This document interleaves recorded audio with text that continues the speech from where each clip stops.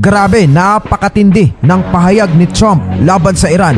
Habang pumapasok na sa ikalawang linggo ang digmaan sa Middle East, lalo pang umiinit ang tensyon matapos ang matapang na pahayag ni Donald Trump laban sa Iran.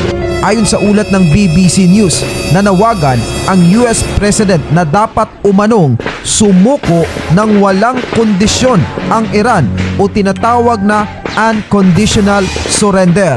Sa isang post sa kanyang social media platform, sinabi ni Trump na walang magiging kasunduan sa Iran maliban sa ganap nilang pagsuko.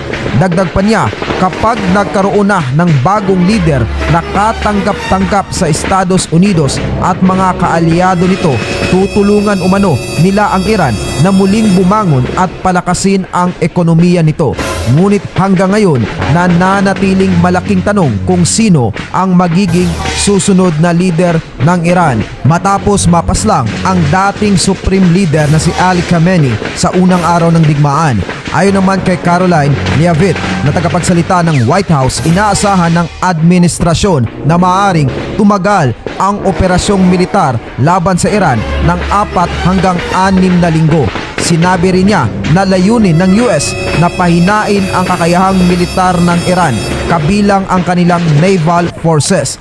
Samantala, patuloy ang palitan ng pag-atake sa rehiyon. Sa mga nakaraang araw, naglunsad ang Iran ng drone at missile strikes laban sa mga bansang may US military bases.